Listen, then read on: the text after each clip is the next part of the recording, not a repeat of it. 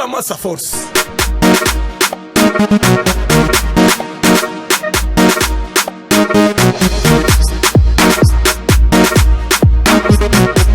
Session on beat.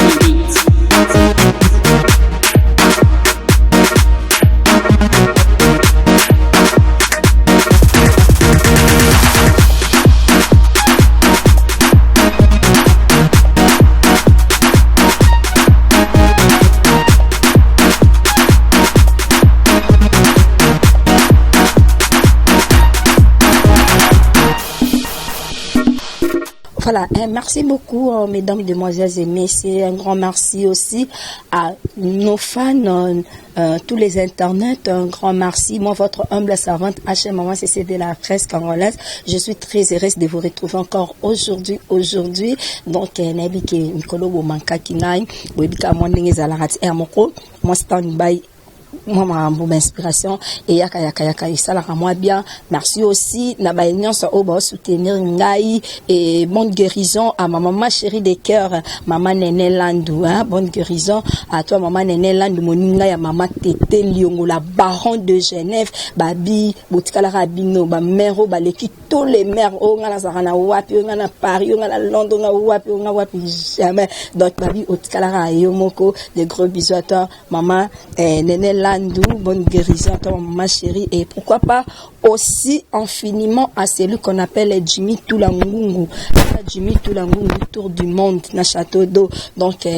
bana poto bana kilimo bimba ndeka kezalara babi mikolo to ena masola le jugement de la presse congolaise. Nous sommes là pour juger, to epona ko finga te o ngana nan o leka na jugement, o ngana nan o leka na jugement, mais les choses étonnantes. Quand on avait un téléphone sonné, porte-parole, il y a le jugement, mon artiste, Bengabi ma cessé, au Bengi grosse moulir, Tengabité, la Bengi ma présidente, maman socialité, non, maman socialité, donc, eza koyinda la tuni nini oh non maman c'est ça naza bongo nzoto vraiment moite maman c'est ça babwa kele PC. Donc et ça ngam tema passe na bengi grosse na téléphone et ça que non HM ça ne va pas et atabino moko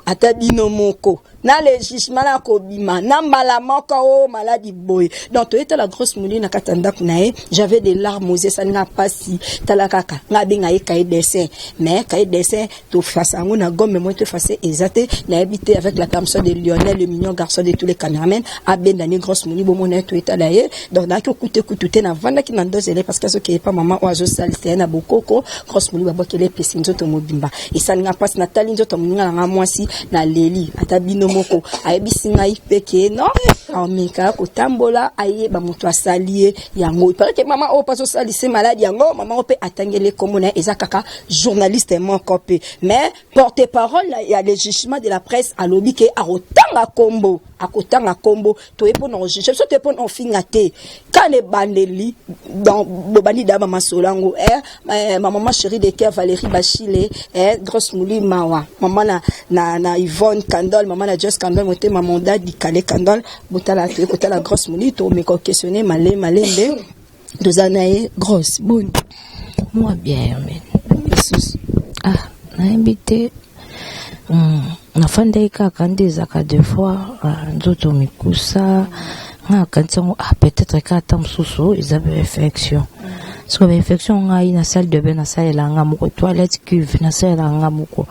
benoît lavabo na salle la nga moko sko ba infection ngo euti peut-être susu bilamba tolata na bandindi to ni tore pasaka pe na kina sasi be examen ba zwinga ne lote na ebité ton assisté examen ba zwinga ba lobio infection ba komenga ba kisi bantibiotique na komo kende na tongo pourquoi na ozwa sko l'état na ozwa traitement eza ko s'aggraver donc et comme manete so batel ne long na même de na lati boy na mezipiki or nde bazo ba commencer sanga sko na bokoko ba pekisinga na zala boye biloko na moto ezo bota des choses de bota mai nde ba singi fona zala vraiment ni ce qu'on t'a là devant caméra moyen nazala nuité nde devant caméra moyen nazala nu ezate nde nalati bilamba boy tant ce que toki a ezak bambume komi ko s'aggraver ta bambume komi ko s'aggraver ba komi sko système so neti balimba zongisanga ba pikenga fo ba benda makila ya nzoto na seringue après bazongisi yango et bambumezo ko s'aggraver ka ezo kauka te sko ka le même hôpital na kenda ki wana mwana tanga kombo ezate pona pipe maman moko pe azaki wana azape infirmière abino madame mais oyo eza infection te oyo eza mpese babwaki elio obi mpese abi oui eza mpese ndenge eza boye awa to traité na biso yo ekochange te kende na bokoko batraité yo nde neyebi mpe bato basalisa yango te nde naye kocontacte vie na nga Tony naye kocontacte vie na nga Tony ayebisinga no anga mpe babwakela nga mpese me mama moko boye mutu asalisenga awa na kauka nde ayebisinga sava so numero mamango benga ye asalisa na bokoko nazwi mpe numero nabenge mamango ayebisinga no yaka nakomi mpe kuna na kauka mama na banjo salisanga ata ndosesanga nzoto na ngaka nde ezaka oza na problème na bacollègue na yonga lobi te nazanga na problème na bacollègue na nga te otala avant kosalisa totalaka nanu totali tomoni oza na problème te oyebi kisi te oyebi nganga te me eza na collègue no moko mutu abwakeli yo malade apesa tengelinga kombo me namekaki mpe kosola nafandisaki porte-parole na biso ya jugement de la presse mona artiste na expliqué na bi atala ndenge nake basalisanga mama na lobi intel mutu abwakelinga malade nde mama na azosesanga na bokoko apakolinga anikinga no na bamakasa epi bamakasa wana aniki ngai ekomi sikoyo nakomi msusu chaque tongo na tongoli chaque poko avant nalala aussi na tongoli po kausa antata nazonika babiloko wana mosusu ye chroniqueuse yango bonyene mobali moko to ndenge nini nga kutu nzela oyo yalekaka aleka na ngai te nayebi te sena bapompi na ngai kutu yango oyo voilà. Vous comprenez, ça fait très mal. Ça fait très mal comme on a boyo journaliste bongo. Hein? La bola nga pe kotanga comme parce que avant to ban émission a ebisinga expliquer ngai mais grosse nga mo lokwa yo na ibole kanzela moko. Même pas nzela oye kuta lekanga na lekango te nzela nga pe pa ko lekango te donc jamais on le kana nzela nga te nga pe na ko le kana nzela na ete nebi te ki mutema mabango ya biso ya presse éthique elongwe na rando ya micro tokomi kokoma ti na banzoto boye c'est pas gentil en tout cas nga na problème n'était puis na presse nyonso na kana problème ya mutu tenga so na problème mutu na lobano aucun jour na le kana finga yo non mais italien na nzambe na ye babilo la mokonzi mabele mokonzi tobotama tokufa soko bomi muninga na mbeli kozela toke non na lifelo po ozongisa nga na ozongisa te nga na nde tolobia neti biso to créer jugement de la presse na biso eza nde mona tikika nzambe ye moko a juger po so pe kokufa po bona jo babwakelinga mpeso eza pesa mama na lobi bien lobi ya te lobi ya njoko donc yango ezaka mbangu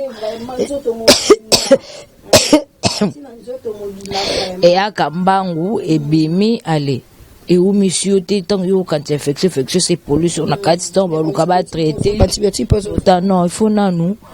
ekauka soki ekauki nyonso esili après na yo qu'est-ce qu'on a mindele donc na tiki mindele na koti bokoko na ozela soki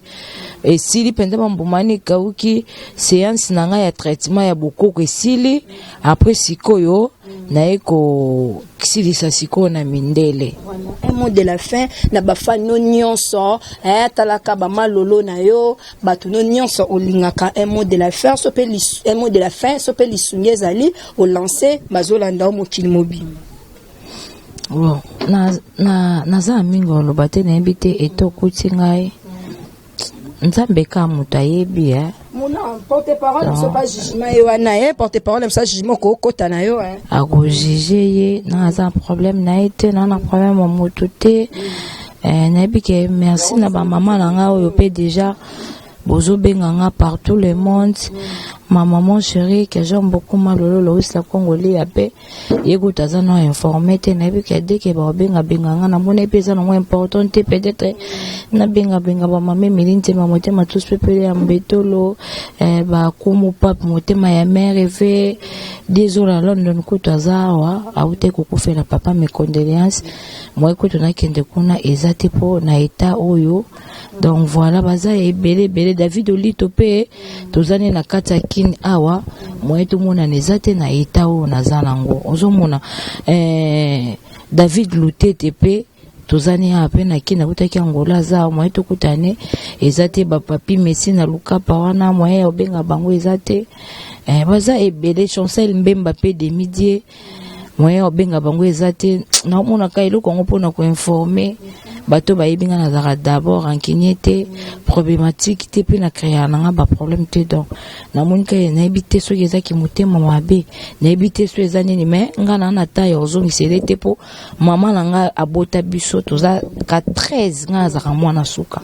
na papa na biso ba so jamais to ko tanda kwanganga jamais to ko simba kisi o ko ta otikala o ko simba o mona muto ko lia ta ko lia ye moko donc nazana tante na zongi sele mabe na tikika nzamba mawa nzambe ya lola oya créa likolo na se oya pesa biso pe mabomo donc à juger donc c'est un peu ça. Merci beaucoup. Wana botu yoka grosse mini na micro ya HM c'est de la presse, ça fait très mal ça fait très mal comme on a manqué au ngana zalarana de tous les de chaque j'ai vraiment des larmes aux yeux mais le fille non consolé non conseillé bien excusez-moi après ba parcours to sala eza vie mususu oyo to ko sala ba obenga so ba maman ba obenga so ba koko ba tantine ce sont les archives qui restent sur YouTube donc dans le bébé tete to za bongo na porte-parole na biso muna o aza le porte-parole le plus reconnu du monde entier na kata presse yende mutazo jige batazo jige batu muna un mot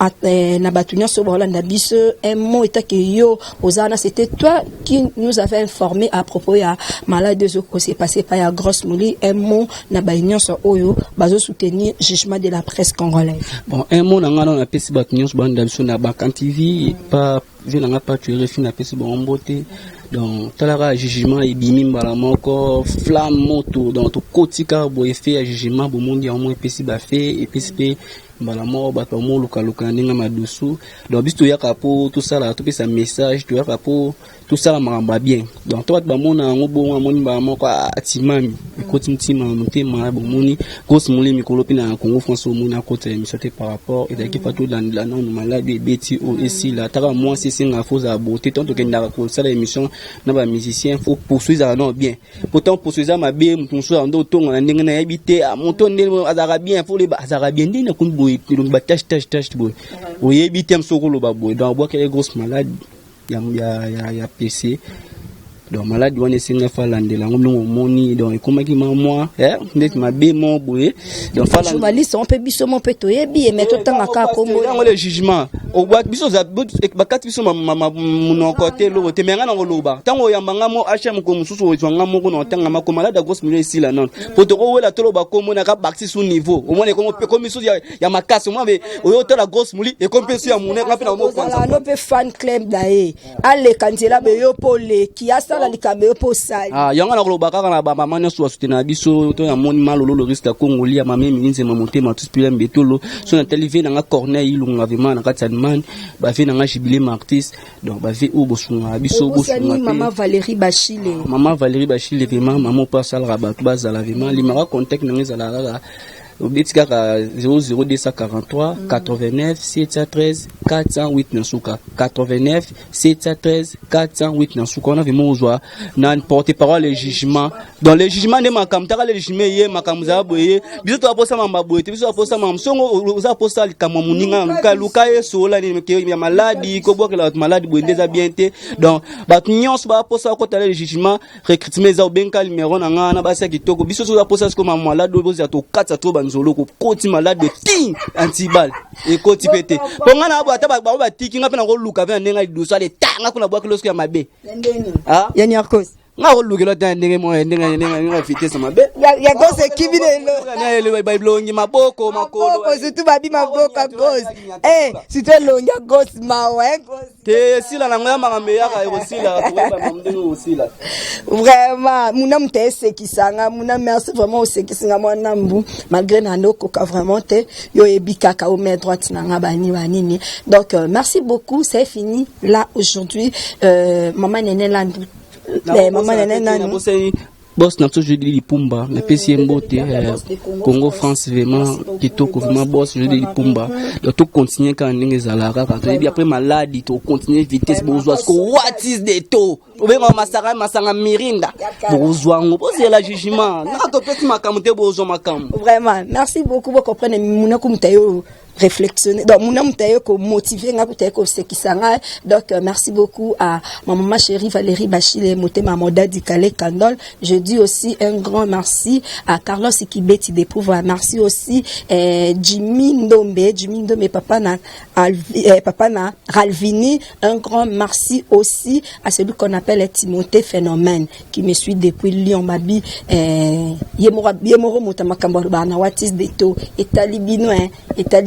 être naïf c'est pas dit qu'elle est lâche donc to vandi kaka to écoute la moninga donc tout finit bien tout commence bien tout finit bien donc merci beaucoup wana Ezaki famille nanga il y a les jugements de la presse à toi bon monko toi pena bon monko merci à Lionel Chamala merci beaucoup à Lionel Chamala qui était derrière la caméra le mignon garçon de tous les caméramans même moral même coaching merci aussi à Sasa des ML Congo News et ça de Loy News hein? Donc ça c'est de Loy News un confrère à nous Azarape Mimi Nabiso yepe soyez les bienvenus na katia le jugement de la presse congolaise to comme na ba mi balé to comme na molobe Nabiso na moko na kati il y a le jugement de la presse congolaise d'ici là portez-vous bien so boza pour ça soutien pour soutien la bino pour nous soutenir aussi grosse moulure na moi conseil c'est pas dit que ko soutenir mutuka na mbongo non pour na posa soutenir mutu na mbongo te matériel pété na moi conseil na moi encouragement pour et motiver parce que elle est triste toye barabata malamu na tangwa mawa donc beau soutenir journaliste la bino chroniqueuse de nous asala ramno musala makasi wa ke ramno na watis deto donc merci aussi à Pacho RFI merci beaucoup Mobimba portez-vous bien bonne suite des programmes si www.banka TV bye bye tout la masse à force.